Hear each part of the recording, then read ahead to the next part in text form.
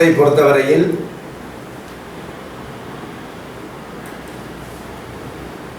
விவசாயிகளை பொறுத்தவரையில் குறிப்பாக இம்மாவட்டத்தில் அண்ணளவாக 2 லட்சத்துக்கு மேற்பட்ட வேளாண்மை செய்கையில் விவசாயிகள் ஈடுபட்டுக் கொண்டு வரும்போது அந்த விவசாயிகளுக்கு தேவையான வேலைகளை திணைக்களஞ்சாரமாக செய்து முடிப்பதற்கு 17 மாவட்டத்தில் உள்ள ஏபிசி நிலையங்களிலும் குறிப்பாக 7 அல்லது 8 டிஓமார் தான் வேலை செய்து கொண்டிருக்கிறார்கள். இந்த டிஓ பற்றாக்குறை காரணமாக இந்த 17 ஏபிசி நிலையங்களிலும் கூடுதலான வேலைகள் தேங்கி கிடக்கக்கூடிய சூழல் உருவாகி கொண்டு வருகின்றன. குறிப்பாக ஒவ்வொரு டிஓ உத்தியோகஸ்தர்களும் 3 அல்லது 4 அல்லது 2 சென்டர்களை பார்க்க வேண்டிய நிலைமைக்கு தள்ளப்பட்டுக் கொண்டிருக்கிறார்கள். அவர்களை பொறுத்தவரையில் வேலைப்பளு காரணமாக விரைவாக வேலைகளை செய்து முடிப்பதில் சில தாமதங்கள் ஏற்படுகின்றன. இந்த தாமதம் காரணமாக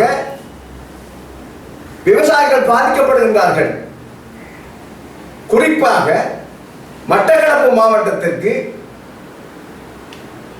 விவசாயிகளுக்கு சேவை செய்யக்கூடிய 17 ஏபிசி நிலையங்களிலும் சிறப்பான டிஓ உத்தியோகஸ்தர்கள் உள்ள நிலையில் டிஓ உத்தியோகஸ்தர்கள் பற்றாக்குறை காரணமாக விவசாயிகள் பாதிக்கப்படுகின்றார்கள்.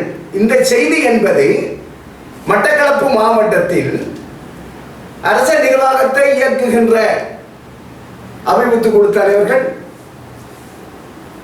அது ஏசியாக இருக்கலாம் அல்லது அரசாங்க அதிபராக இருக்கலாம் அல்லது ஆளுந்தரப்பை சேர்ந்த அரச நிர்வாகத்தை சேர்ந்த அமைச்சர்களாக இருக்கலாம், இந்த விடயத்தில் கண்டு காணாமல் இருப்பது என்பது ஏற்புடையதல்ல. ஆகவே அரசாங்கத்தை பொறுத்தவரையில் மட்டக்களப்பு மாவட்டத்துக்கு மிகவும் விரைவாக டிஓ உத்தியோகஸ்தர்களை, விவசாய டிஓ உத்தியோகஸ்தர்களை நியமிப்பதற்கான நடவடிக்கைகள் மேற்கொள்ளப்பட வேண்டும்.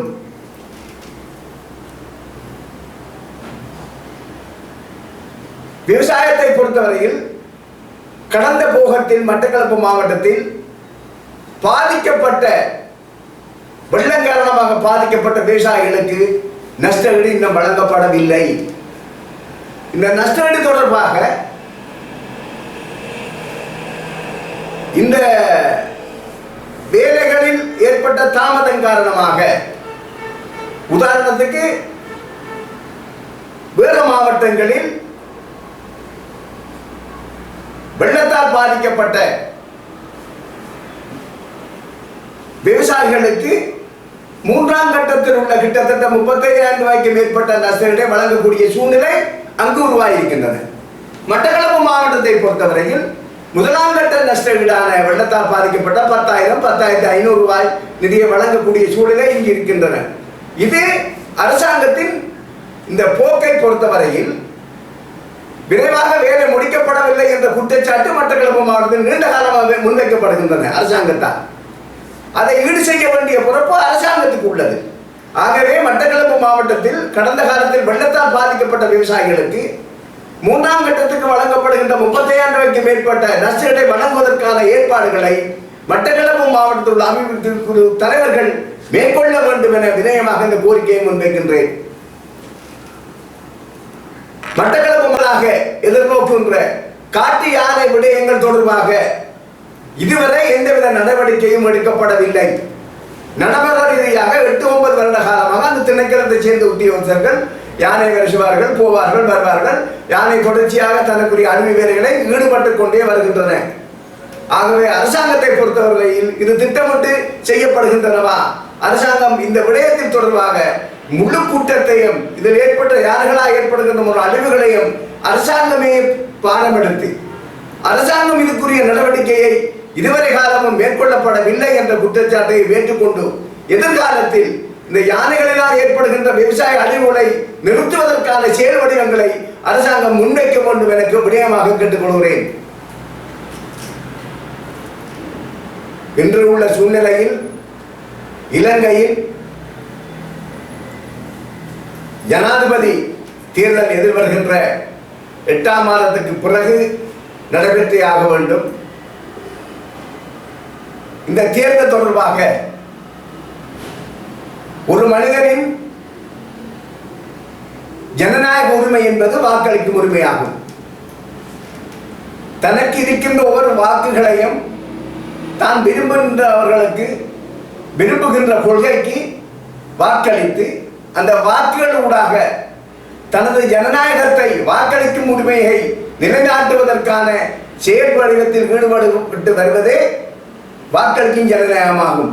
இந்த வகையில் வடக்கு கிழக்கை பொறுத்தவரையில் கடந்த காலத்தில் வடக்கு கிழக்கு தமிழ் பேசும் மக்களின் அரசியல் உரிமைகள் தொடர்பாக பல ஜனாதிபதிகள், கூடுதலாக அது சந்திரியாக இருக்கலாம் அல்லது இராணுவ தளபதியாக இருக்கலாம், பலருக்கு தமிழ் ஜனங்கள், தமிழ் பேசும் மக்கள் நம்பி வாக்களித்து ஏமாற்றப்பட்டது வரலாறாகும். வடக்கு கிழக்கில் இருக்கின்ற தமிழ் பேசும் மக்கள் கடந்த காலத்தில் ஜனாதிபதியை நம்பி ஜனாதிபதி ஏதாவது விடயத்தை தமிழ் மக்களுக்கு இனப்பிரச்சனை தொடர்பான விடயங்களை செய்து முடிப்பார்கள் என்ற நம்பிக்கையுடன் வாக்களித்து ஏமாற்றப்பட்டு மிகவும் நொந்து நொடிந்து இந்த ஜனாதிபதி தேர்தலை வேண்டாம் என்று சொல்லுகின்ற அளவிற்கு வடக்கு கிழக்கில் இருக்கிற தமிழ் பேசும் மக்கள் இருக்கின்றார்கள். இந்த நிலையில் ஜனாதிபதி எலெக்ஷன் தேர்தலை நடத்துவதற்காக தேர்தல் ஆணைக்குழு நடவடிக்கையை மேற்கொண்டு வருகின்ற இன்றைய காலகட்டத்தில் வடக்கு கிழக்கில் பெருவாரியான தமிழ் தேசியத்தை உள்வாங்குகின்ற கட்சிகள் கூடி பேசி கலந்துரையாடி எதிர்காலத்தில் ஜனாதிபதிக்கு வாக்களிப்பதன் ஊடாக எமது பிரச்சனைகள் தீர்க்கப்பட மாட்டாது என்று கடந்த காலத்தில் விடயங்களை அனுபவமாக பாடமாக கொண்டு எதிர்காலத்தில் இந்த ஜனாதிபதி தேர்தல் தொடர்பான சம்பந்தப்பட்ட விடயங்களில் ஒரு பொதுவான ஒரு வேட்பாளர்களை நாங்கள் அனைத்து கட்சிகளும் ஒன்று சேர்ந்து நியமித்து அந்த வாக்களிப்பதன் ஊடாக ஒரு வலுவான ஒரு செய்தியை இலங்கை அரசாங்கத்துக்கு வழங்க முடியும் என்ற ஒரு செயற்பாட்டின் அடிப்படையின் கீழ் அனைத்து கட்சிகளும் ஒன்று சேர்ந்து ஒரு பொதுவான வேட்பாளரை நிறுத்துவதற்கான செயல் வடிவத்தை கொடுக்க வேண்டும் என்ற ஒரு அடிப்படையில் இன்றுள்ள நிலைமையில் பல தமிழ் தேசிய கட்சிகள் ஒன்று சேர்ந்திருந்தாலும் கூட ஒன்று ரெண்டு கட்சிகள் அந்த விடயங்களுக்கு சிறிது தாமதங்களும் சிறிது நாளும் சில வாரங்களே கால அவகாசம் கேட்டிருக்கின்ற நிலையில் கண்டிப்பாக தமிழ் மக்களை பொறுத்தவரையில் ஒட்டுமொத்தமாக தமிழ் தலைமைகளும் ஒன்று சேர்ந்தால் தமிழர்கள், தமிழ் தலைமைகள் ஒரு உளவியல் ரீதியாக தமிழ் மக்களுக்கு ஒரு வலுவான செய்திகளை சர்வதேசத்துக்கும் தேசத்துக்கும் வடக்கு கிழக்குக்கும் உங்களால் வழங்க முடியும், கொடுக்க முடியும். அதன் அடிப்படையில் எதிர்கால ஜனாதிபதி தேர்தலை அனைத்து தமிழ் தலைமையிலும் ஒன்று சேர்ந்து வலுவான ஒரு முடிவுகளை எடுத்து அனைவரும் ஒரு முடிவுகளை எடுத்து அந்த முடிவுக்கு ஏற்றவாறு ஒரு செய்திகளை நாங்கள் சொல்லும் பட்சத்தில் தமிழ் மக்கள் கண்டிப்பாக அதை ஏற்றுக்கொள்வார்கள்.